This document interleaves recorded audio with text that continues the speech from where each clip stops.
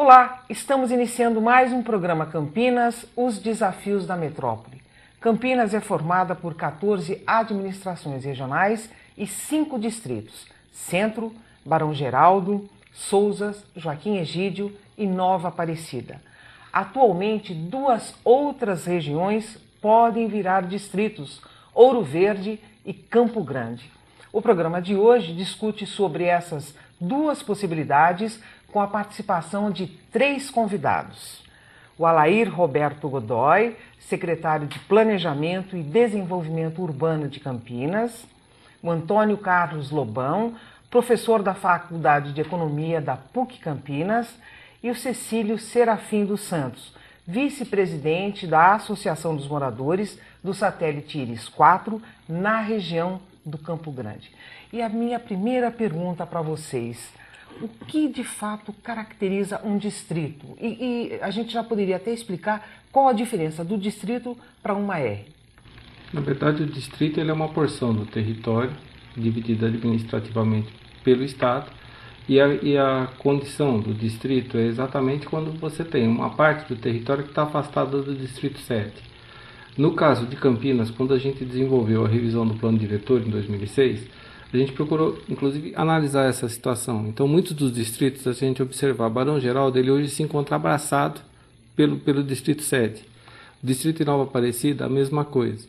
Sousa e Joaquim Egídio, eles já começam a ser tangenciados pelo distrito 7. Então, administrativamente, na estrutura da prefeitura, hoje, essa diferença é muito pequena, praticamente ela é inexistente. O distrito ele tem sentido quando a gente tem uma porção de território, quando, por exemplo, foi criado o distrito de Barão Geraldo. Ele estava mais ou menos a 11 quilômetros do último ponto da área central. Essa situação se modificou com o tempo, porque a cidade foi crescendo e foi abraçando essas regiões. Então, hoje, essa diferença ela é insignificante. Quando da criação dos outros distritos, existia esse distanciamento também? Eles estavam mais afastados do centro. Sousas era um núcleo urbano bastante afastado da cidade. Está quase 15 quilômetros do centro. O Joaquim Egídio também, ele está afastado de Sousas, inclusive. Essa situação não se verifica, por exemplo, mais em Nova Aparecida, onde a cidade já encostou. Se a gente olhar hoje, seguindo ao longo da Avenida Rui Rodrigues, na região do Ouro Verde, ou ao longo da Avenida João Baidonlop, na região do Campo Grande, nós não vamos ter essa separação. Quer dizer, o limite físico do distrito vai acontecer aonde? O importante é a gente entender o seguinte: quando se fez o plano diretor, procurou-se dividir a cidade em 9 regiões pelas suas características, pelas suas semelhanças, estudando-se profundamente todas as condições da cidade. E a partir daí, uma divisão racional, uma vez aprovados os planos locais de gestão, seria efetivamente a gente voltar e retrabalhar uma divisão administrativa da prefeitura para que cada conselho gestor de cada uma dessas macrozonas pudesse ter uma atuação ativa e uma participação na gestão dessas regiões. Isso seria importante. A criação de um distrito, o que vai significar em termos de cargos para as 2 regiões? É difícil, mas você teria um subprefeito e algumas diretorias agregadas a esses distritos. Então você aumentaria o ônus sem necessariamente aumentar o bônus para a população. Então, na verdade, agora uma pergunta que eu faço para todos vocês: é uma motivação política, na verdade? Olha, eu acredito que sim, porque, como o secretário colocou, a figura do distrito vem de uma outra época, em que as cidades eram diferentes, a distância era diferente, e mais do que isso, a distância, a impossibilidade de locomoção. Quer dizer, hoje você tem meios de comunicação que agilizam o processo. Você consegue entrar em contato com a prefeitura da sua casa, né, seja pelo computador ou por telefone. A figura do distrito vinha de uma maneira de você colocar uma representação oficial ali da prefeitura, ou seja, você levar uma mini prefeitura, vamos dizer assim, para uma região distante sem canais de comunicação. Né? Hoje, me parece que é uma figura fora do seu tempo, né? Uma coisa meio anacrônica. Quando você tem que pensar na gestão da cidade, não isolando e delegando responsabilidades, porque você tem outro problema. À medida que tem o subprefeito, você dilui responsabilidades ali.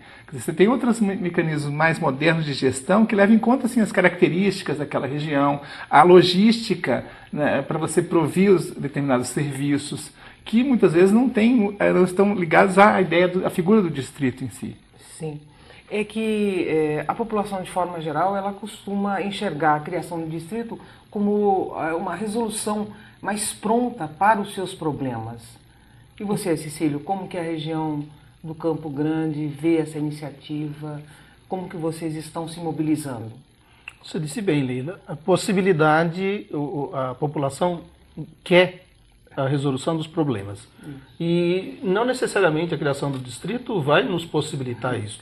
Então eu acredito que o que há na maioria da população é falta de informação e entendimento de o que de fato é um distrito nessas duas regiões. E não necessariamente eles sendo criados vão levar a infraestrutura que a região precisa, tá certo? Que é asfalto, que é esgoto, que é os próprios públicos, como educação, saúde. É isso que a população clama que aconteça nas duas regiões. E a criação do distrito, ao meu ver, ela não responde a isso. Ao passo que a criação das macrozonas, a votação pela Câmara destes projetos de lei, ao meu ver, isto sim leva à possibilidade de resolução de alguns problemas, por exemplo, regularização fundiária. Tá certo? Nós temos muitos problemas de zoneamento, alguns comerciantes que querem ampliar os seus comércios, né? Empresas, por exemplo, na região do Campo Grande, que querem se expandir e não pode porque o zoneamento não permite. Ao passo, votando a lei das macrozonas, por si, isso já é resolvido. Tá certo? Então, eu acredito que esse debate contribui para o melhor entendimento da população e é o que precisamos fazer. A gente está procurando fazer isso lá na região, debater esse assunto. Isso que eu perguntei para o professor Lobão, essa motivação política, é uma forma também, com a criação do distrito, que alguns políticos atuem de forma mais efetiva? Existe esse viés da situação da criação de um distrito?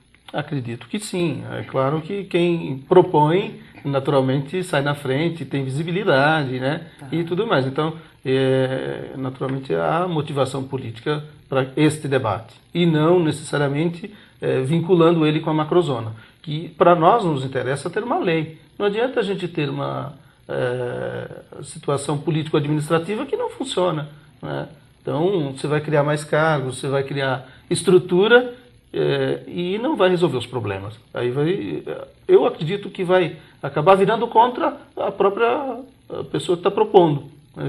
A população, assimilando isso, elas vão acabar cobrando quem está propondo e ele não vai ter como resolver esses problemas. Né? Tá certo?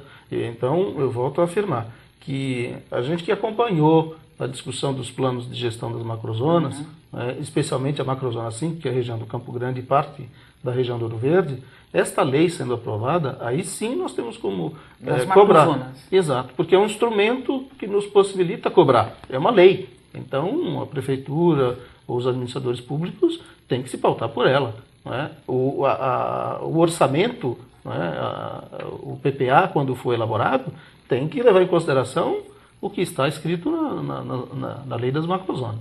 Seria uma garantia, né, Cecílio? Sem dúvida, é uma garantia, é um instrumento que nos garante alguma infraestrutura. Além do mais, há o controle social, a participação da população, de modo organizado. E não só associações de moradores, mas comerciantes, não é? Porque a proposta que está no projeto de lei, ele contempla os segmentos da população, tá certo? Empresários, né? Os segmentos da sociedade civil organizada.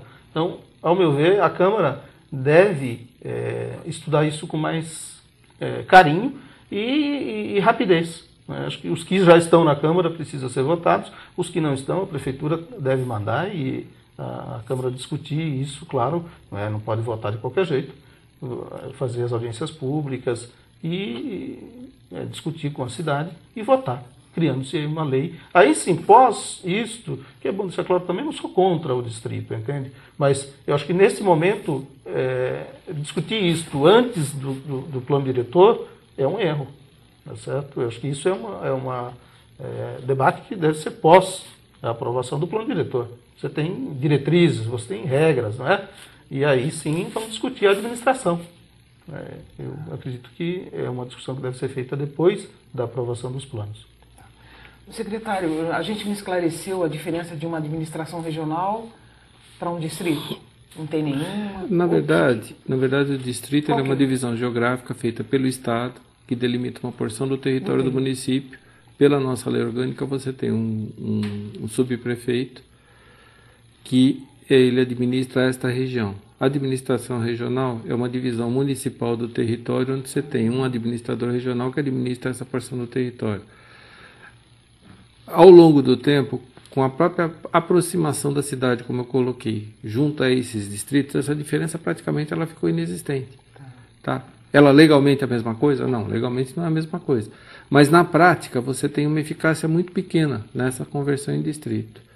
Só pediria licença, Leila, uma das coisas, a gente falou muito de macrozona. Eu acho que a gente precisaria talvez esclarecer um pouquinho, porque nós todos aqui estamos familiarizados e viciados no assunto, mas eu acho que as pessoas, de um modo geral, não conhecem. Quer dizer, o nosso plano diretor dividiu a cidade em 9 regiões diferentes, tá? Uma é a área de proteção ambiental de Souza e Joaquim Egídio, tá? Que fica ao norte do município, é 1/3 do nosso território, e é uma região, como o próprio nome diz, área de preservação ambiental. Então ela é inscrita no Sistema Nacional de Unidade de Conservação e ela propõe, o objetivo dela o que é? A gente manter a vegetação naquela região e você proteger o município, tá? Aquilo é importante para o aquífero não de Campinas, mas de toda a região metropolitana, que um dos problemas que a gente tem na região é a água.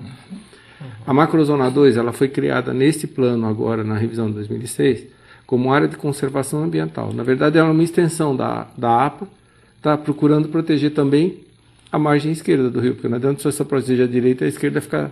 Então, da mesma forma, é uma unidade sustentável que a gente pretende, ser aprovado o plano, inscrevê-la também no Sistema Nacional de Unidade de Conservação. Então, você tem um controle efetivo sobre o que pode e o que não pode naquela região para que você não degrade o meio ambiente. Aí você tem Barão Geraldo, que é a Macrozona 3, certo? Que é a área de urbanização controlada. A Macrozona 4 é a região central, que é a área onde se deve concentrar o adensamento. Para quê? Para que eu não consiga, que eu não permaneça eternamente ampliando o perímetro e acabando com as minhas áreas rurais. O que acontece com isso? Se eu acabo com as áreas rurais, eu acabo com a proteção vegetal do município, então essa temperatura eleva e a qualidade de vida vai lá para baixo. Macrozona 5 é a região do Campo Grande e Ouro Verde. É a de Itacuja. A gente está discutindo isso com a população, certo? Desde 99. É um plano que está amplamente debatido, amplamente maduro e que realmente seria de suma importância para a região que a gente pudesse dar de eficácia. Macrozona 6, ela procura dar proteção para a região do Pedra Branca, é a região sul do município, divisa com Valinhos, onde eu tenho produção de frutas certificada na Comunidade Europeia. É uma região que precisa ser protegida pelo município, ela precisa ser olhada como algo... Tá, tudo bem, isso daí não dá 0,5% do produto interno bruto do município. Mas o que ela dá para você de qualidade de vida é significativo. Macrozona 7, proteção do aeroporto de Viracopos. Área sob influência da operação aeroportuária. Viracopos, na verdade, ele pega um raio de 40 km em torno dele e impacta. Agora, nessa região, você tem todas as aproximações e saídas. Sem dúvida, toda essa região, quer na sua parte urbana, quer na rural, precisa de regras específicas. Então, daí a gente tem a Macrozona 7. Macrozona 8 é aquela região que vem desde o Jardim Mira até o Gramado, é a parte de cima da rodovia Dom Pedro e do Anel Magalhães Teixeira. Tá? É uma região que está em desenvolvimento e por isso a gente se preocupa em dar regras mais rígidas para não permitir adensamento muito alto. Macrozona 9 é a região que está colada em Hortolândia e Sumaré, e que a gente está procurando colar mais no município de Campinas e integrá-la mais no município de Campinas. Por isso era a integração noroeste. Danos, estrutura para ela falar mais com a sede do município. Esse ali a gente tem um distrito, em que na verdade se você estiver caminhando na rua, você não sabe quando você entrou nele ou não. Então, eu acho que isso esclarece um pouco a diferença entre a regional e a coisa. Quer dizer, de um lado você tem uma regional, do outro lado você tem o distrito, e tanto faz. Na verdade, o importante é administrativamente a cidade se distribuir.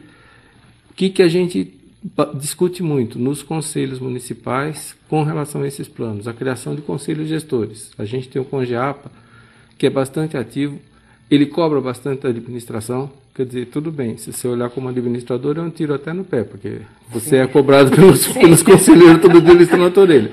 Mas, por outro lado, exige que a população te cobra que você cubra exatamente o que está no papel e as metas que a administração se propõe no plano diretor. Só um esclarecimento, secretário, essas macrozonas, elas já foram aprovadas? Não, Isso que nós estamos só- exatamente nessa discussão com a Nenhuma Câmara. delas, 5 não. projetos estão Nenhuma na delas. Câmara e os outros 4 a gente pretende encaminhar.